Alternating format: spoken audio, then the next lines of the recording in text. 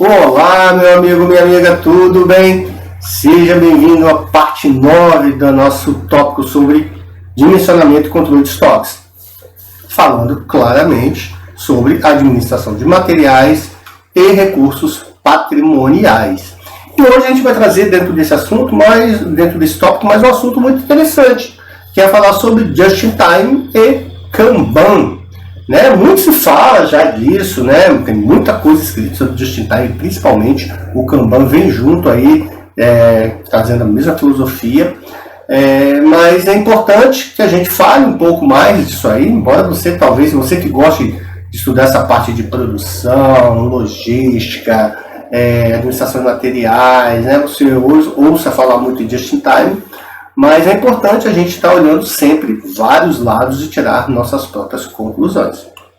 Então vamos lá, a introdução sobre Just-in-Time e Kanban.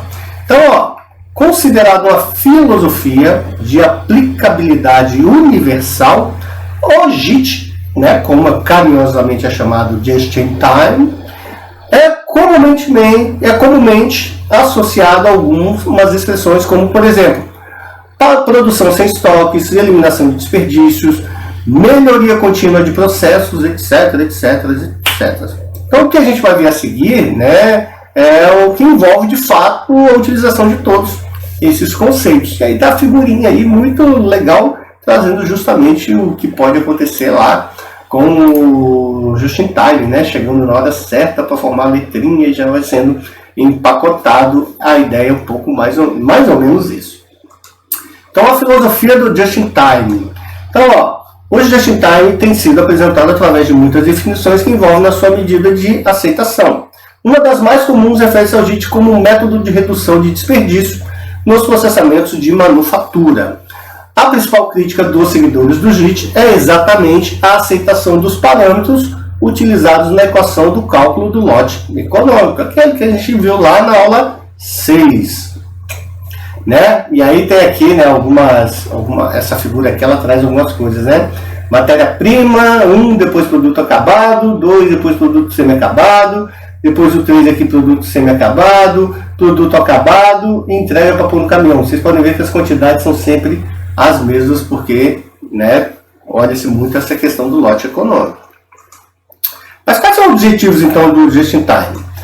Pode-se resumir em alguns objetivos, dentre os quais minimização dos prazos de fabricação dos produtos finais, mantendo-se inventários mínimos, ou seja, inventários mínimos não é estoque zero. O pessoal sempre pensa, estoque zero. Talvez você faça estoque zero quando você olha a produção.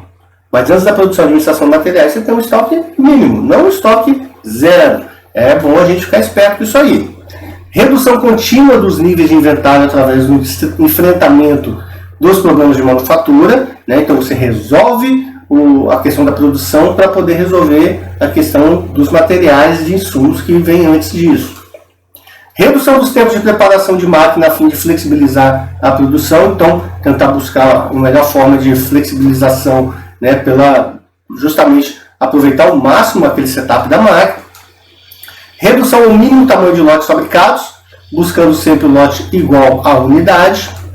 Liberação para a produção através do conceito de puxar estoques ao invés de empurrar em antecipação à demanda. Então o Just-in-Time ele vai trazer muito disso. Não é produzir para tentar vender, é vender para produzir. A ideia justamente é essa, ou seja, eu recebo antes de estar colocando no mercado muitas vezes.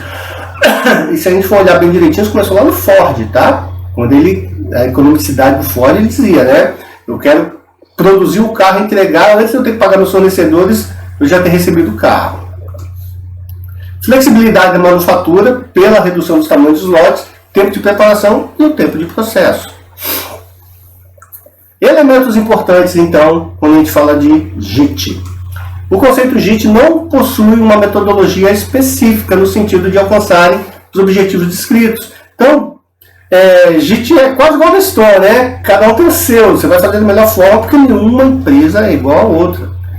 Busca todos os conceitos de reduzir, produzir os lotes o menor possível, para que você não tenha desperdício. Mas você tem várias formas de fazer isso, depende da sua empresa. Então, então a gente tem aqui, Já até me adiantei, por isso que eu parei aqui do engasgar.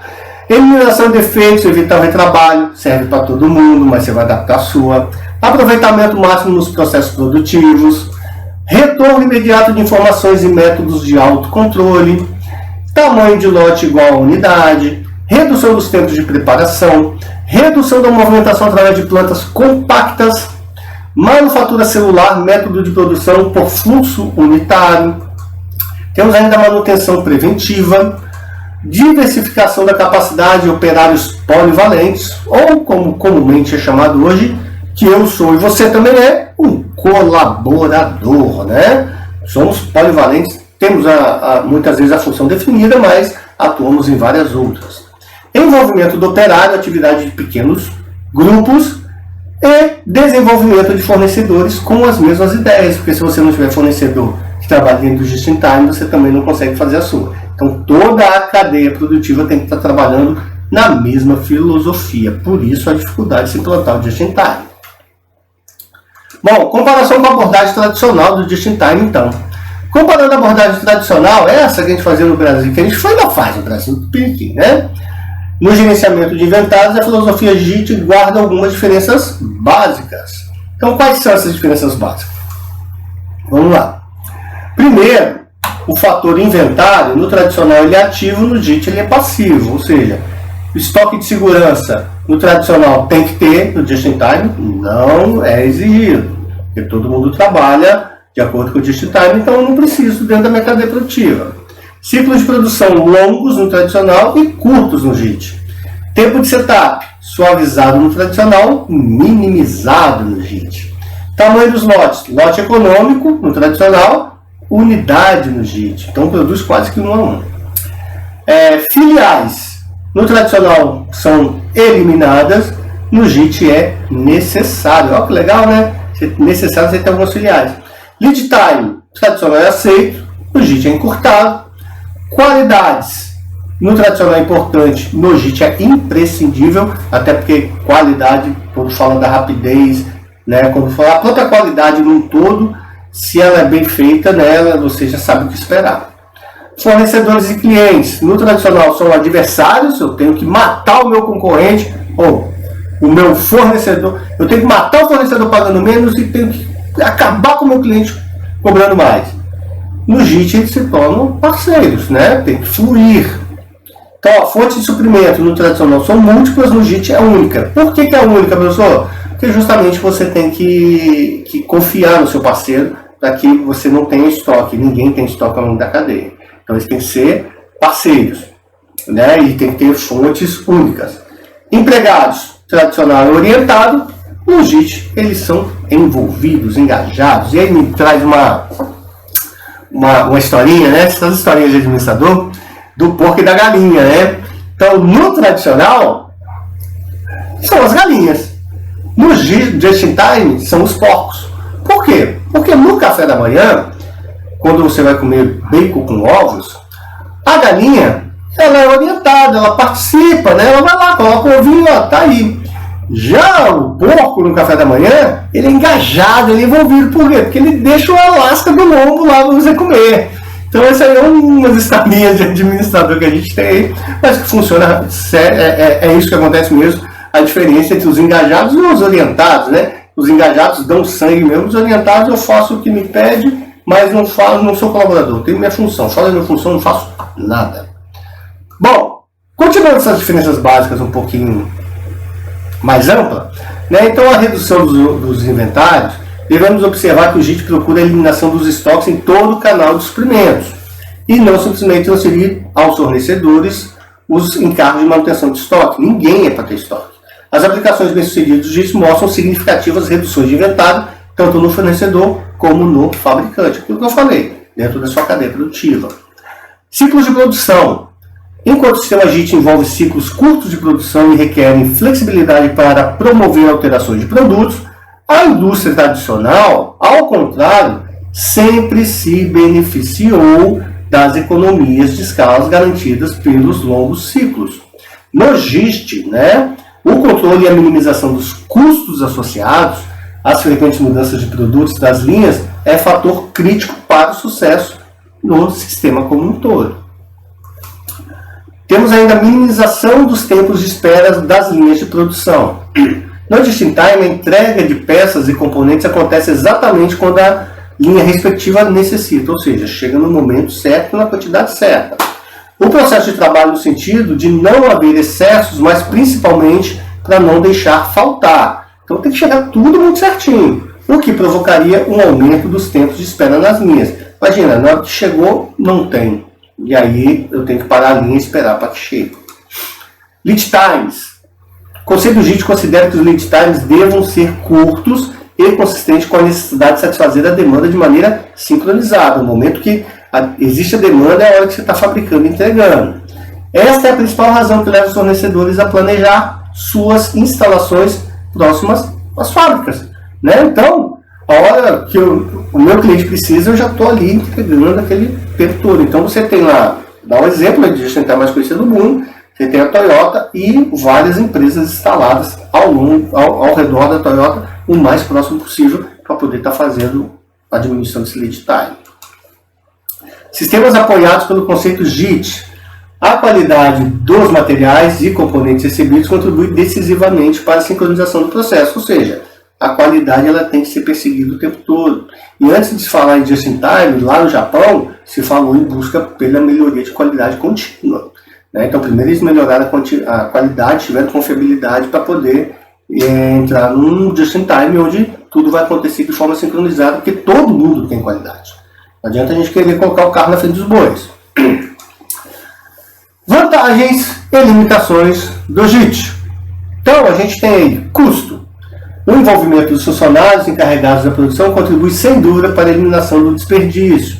A busca das reduções do tempo de preparação de máquinas, movimentação interna e de uma melhor utilização dos tempos de produção com atividades que agreguem efetivamente valor ao produto e um ambiente favorável à redução dos custos. Então, tem muita gente que fala que vai ser muito custoso você implantar um just-in-time na sua empresa, nos seus fornecedores e tal. Realmente o é. Só que quando você vê o retorno a longo prazo, ele é muito maior do que o dispêndio inicial que você teve que ter. Qualidade. Mais uma vez se destaca a participação dos operários envolvidos na produção como fundamental para se alcançar qualidade. A qualidade não é feita por um departamento, é feita por todos na empresa. Flexibilidade. A manutenção de estoques baixos favorece as variações no mix de produtos sem provocar alto grau de obsolescência. No entanto, é preciso lembrar que o sistema não é muito flexível quando se trata de faixa de produtos oferecidos ao mercado. Velocidade, não pressa. A rapidez do ciclo de produção permite entregas em prazos mais curtos, propiciando maior nível de serviço ao cliente, ou seja, o cliente busca rapidamente, você entrega aquilo lá para ele. E, por fim, aí a confiabilidade.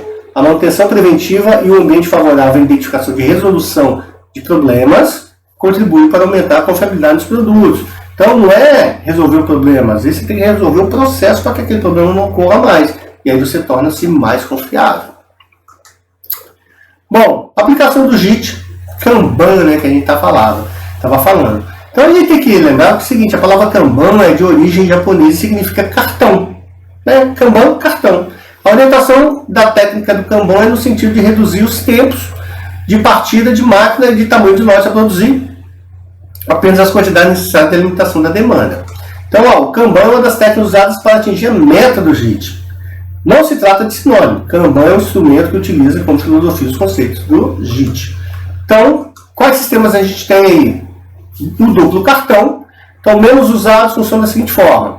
Há dois tipos de cartão, o cartão de retirada e o cartão de produção. Enquanto o primeiro sinaliza a necessidade de retirada para o processo seguinte, ou seja, aquela sinalização. Então, vocês já viram um Kanban, tá? Já quando acende aquela luzinha lá no supermercado, aquilo é uma forma de Kanban, a pessoa vem e resolve.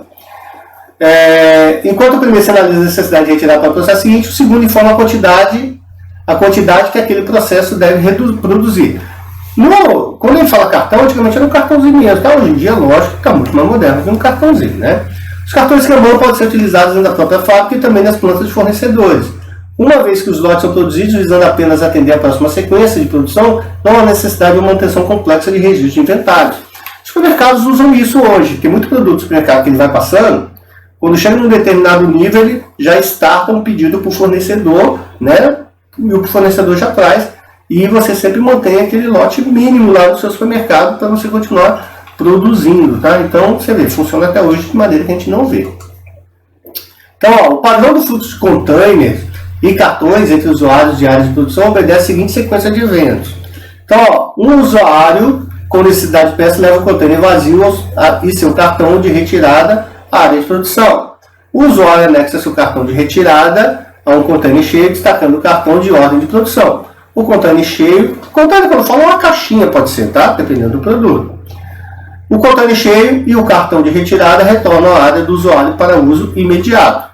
O cartão de ordem de produção, destacado do container cheio, vai para dentro de uma caixa chamada caixa de despacho, onde aguardará por ordem de chegada a produção de mais um lote. O cartão, então, é anexado ao novo container. Então, é um simples sistema que faz isso. Hoje em dia, lógico, né, gente, está muito mais moderno. Né? A pessoa não vai lá e pega o cartãozinho, não. Isso aí, os computadores hoje, eles já enxergam, já ditam a ordem da coisa, como deve funcionar.